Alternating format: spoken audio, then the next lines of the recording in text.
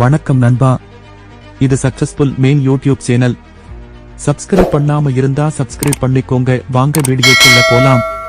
வாழ்க்கையில் முன்னேற வேண்டும் என்ற ஒரு ஆசை மட்டும் இருந்தால் போதாது, அதற்கான முயற்சியும் வேண்டும்.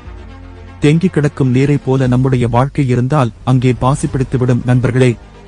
ஓடிக்கொண்டிருக்கும் நீரில்தான் எத்தனை தடைகள் வந்தாலும் தகர்த்து எறிய முடியும். அதற்காக சில யோசனைகளை உங்களோடு பகிர்கிறேன். வெற்றி பெற வேண்டும் என்றும் முன்னேற்றம் அடைய வேண்டும் என்றும் ஆசை எல்லோருக்கும் இருக்கும். ஆனால் ஒரு சிலர் அதற்கான முயற்சியை எடுப்பதில்தான் சோம்பேறித்தனமாக அமர்ந்திருக்கிறோம். எதை செய்தாலும் நாளை பார்த்துக் கொள்ளலாம் என்று நாம் இன்று இழந்து கொண்டிருப்பதால் தான் பல தோல்விகள் நம்மை விட்டு போவதற்கு அடம்பிடிக்கிறது. நமக்குள் எல்லா சக்தியும் இருக்கிறது. எதுவும் செய்ய முடியாதவர்கள் என்று யாருமே கிடையாது. நாம் தான் அதற்கான முயற்சிகளை எடுக்காமல் யோசித்துக் கொண்டே இருக்கிறோம். நம்மை போல இருக்கும் இன்னொருவர் நாம் யோசித்துக் கொண்டு இருக்கும் நேரத்தில் அங்கே சாதித்து விடுகிறார். அவர்களும் நம்மை போல மனிதர்கள் தானே. அவர்களால் செய்ய முடிவது ஏன் நம்மால் செய்ய முடிவது இல்லை? இதை ஒரு கணம் யோசித்து பாருங்கள். எப்போதுமே நாம் அப்டேட்டாக இருக்க வேண்டும். புதுமைகளை கற்றுக்கொள்ள வேண்டும். புதுமைகள் தான் நம்முடைய முன்னேற்றத்திற்கு வழிவகுக்கும். எந்த இடத்திலும் பல விஷயங்கள் தெரிந்தவர்கள்தான் அங்கு தலை நிமிர்ந்து நிற்க முடியும். படித்து பட்டம் பெற்று இருந்தாலும் தற்போது சூழ்நிலையில் இருக்கும் அட்வான்ஸ் தொழில்நுட்பங்கள், செயல்பாடுகள் குறித்து பலருக்கும் தெரிவதில்லை.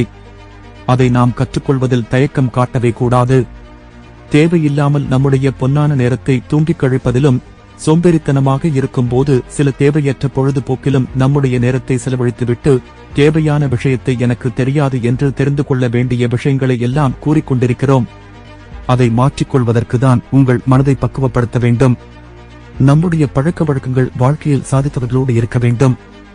நல்ல புத்தகங்களையும் சாதித்தவர்களின் ஆரம்ப கால கஷ்டங்களையும் பற்றி தெரிந்து கொள்ள வேண்டும்.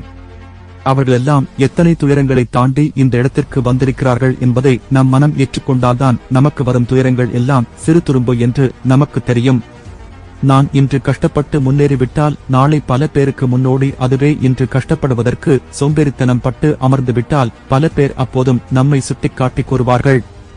இவரை போல இருக்கக்கூடாது என்று. அதுதானே தற்போது எங்கேயும் நடந்து கொண்டிருப்பது.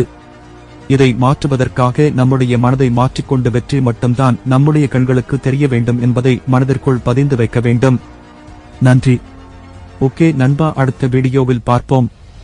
இதற்கு முன் போட்ட வீடியோக்களை பாருங்கள், உங்களுக்கு பிடிக்கும். இதுபோல் வீடியோ தொடர்ந்து பார்க்க சக்சஸ்ஃபுல் மெயின் சேனலை சப்ஸ்கிரைப் பண்ணிக்கோங்க நண்பா.